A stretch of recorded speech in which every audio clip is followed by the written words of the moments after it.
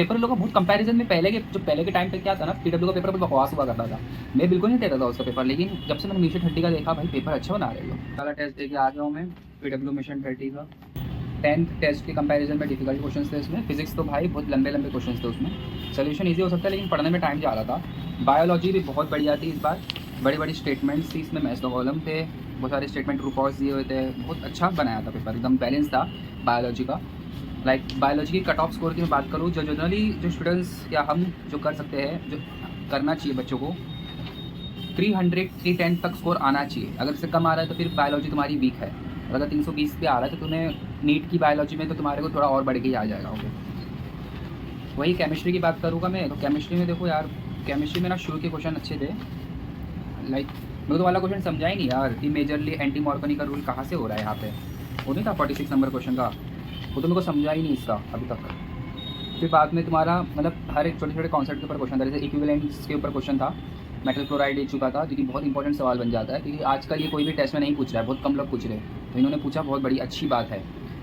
फिर उसके बाद सॉल्ट एनालिसिस से लोग एक दो सवाल फिक्स कर ही रहे हैं, और थ्योरेटिकल क्वेश्चन भी पूछ रहे हैं पीडब्ल्यू वाले। तो थोड़ा पेपर लोगों का बहुत कंपैरिजन में पहले के टाइम पे क्या था ना, पीडब्ल्यू का पेपर बहुत बकवास हुआ करता था।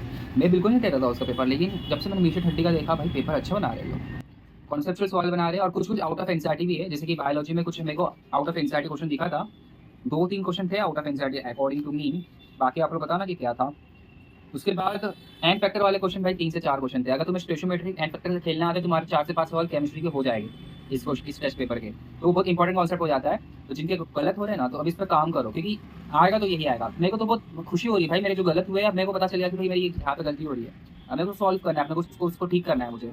यही चीज़ है। अगर जितना हमें चीज़ अपन जितना टाइम देखो ना, अभी ना हमारे को क्या क्या पता चला केमिस्ट्री में, खासकर हमें एन फैक्टर के बारे में, रिएक्शन बैलेंस करने के बारे में ज़्यादा पता चला, और खासकर कॉन्सेप्चुअल वाली प्रॉब्लम। बाकी रिपीटेड सवाल थे, जो पिछले टेस्ट में से कंडक्टिव वाला सवाल आया था, सेल्फ कॉन्स्टेंट वाला आया था, वही सेम सवाल आया अभी भी, इधर से उधर है।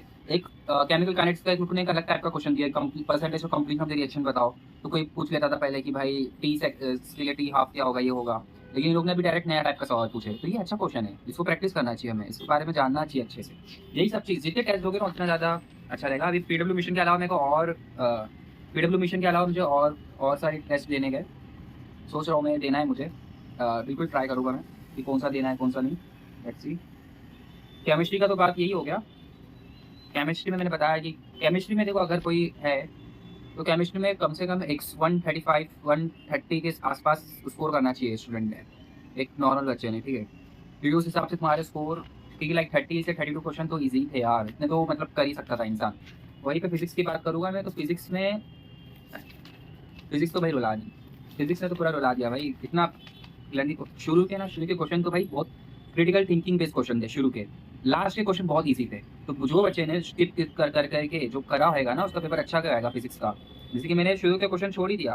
देखो क्वेश्चन नंबर 1 मेरे को पता था कि भाई गेट लगाना पड़ेगा, फिर इस पर ये करना पड़ेगा, वो करना पड़ेगा, इसलिए मैंने छोड़ दिया उसको।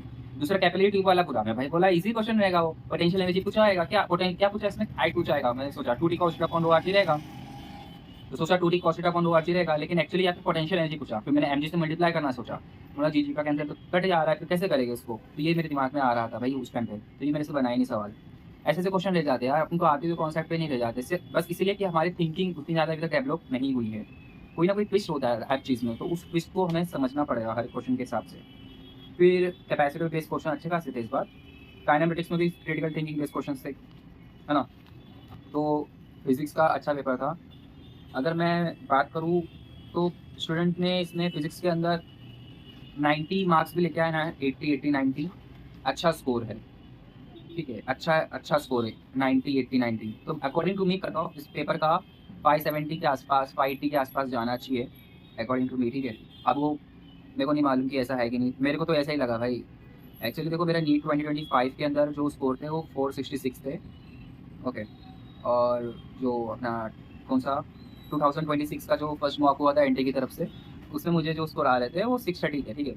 और अभी मेरे को जब मैं वापस टेस्ट देना शुरू किया, ये तो मेरा सेकंड टेस्ट है, फर्स्ट टेस्ट में मेरे को देखो तुमने वीडियो ऑलरेडी डालो मैंने उस पर, मेरे को उसमें कितने स्कोर आ रहे थे, 570 आ रहे थे। तो ऐसा स्कोर ड्रॉप हो जाता है। तो हमेशा याद रहे, ये जो स्कोर तुम्हारे को आ रहे हैं वो नीट में स्कोर हमेशा नहीं, क्योंकि मेरे को देखो नीट 2026 के पहले जो एग्जाम में मेरे को जो स्कोर आ रहे थे वो आ रहे थे मुझे 550 540 और इतने हार्ड हार्ड टेस्ट कि किसी में 490 भी आ रहे थे। बट नीट में क्या हुआ था कि ना कैसा स्कोर बढ़ जाता है। तो यही होता है भाई, इसको तुम ऐसा समझो कि तुम इसको सीख रहे हो, इससे जितना तुम सीखोगे उतनी अच्छी बात रहेगी, और जितने ज़्यादा मॉक टेस्ट होगे उतनी अच्छी बात है।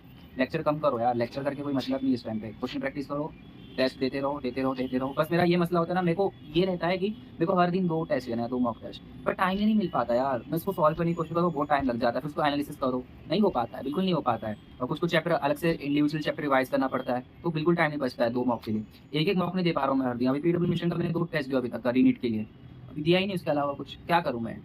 तो यही है कि बस मेरे को एक बार रिदम बनाना है मॉक टेस्ट का 3 घंटे बैठ के, उसके बाद मैं ऐसा कोई भी टेस्ट रहेगा उसको एज़ अ क्वेश्चन प्रैक्टिस के जैसा लूँगा कि 10 क्वेश्चन देखूँगा, उसका सॉल्यूशन देखूँगा। उससे मेरी क्या होगी, क्रिटिकल थिंकिंग डेवलप करना है मुझे बस, और कुछ नहीं। क्योंकि सीटिंग आवर्स मेरे को एक बार बन गया ना मेरा, तो फिर वो हो जाता है फिर वो। मेरा ऐसा माइंडसेट है, मेरे को 5-6 मॉक टेस्ट देना है एज़ अ नीट के मॉक टेस्ट, है ना? मतलब 3 घंटा लगातार बैठ के, बाकी सब मेरे को टाइम बाउंड लेस देना है एज़ अ क्वेश्चन प्रैक्टिस के जैसा। तुम्हारा प्लान कैसा है बताना? इसके अलावा तुम कौन से टेस्ट फॉलो कर रहे हो? अगर कोई अच्छा है तो बताओ मुझे, क्योंकि मेरे को एक और टेस्ट फॉलो करना है। एलन का करूँ, आकाश का करूँ, इसका करूँ, बताओ दो, ठीक है? तो फिर इसका एनालिसिस कर लेना, देखें मतलब नहीं, अगर तुम एनालिसिस नहीं करो तो बाय, चलो।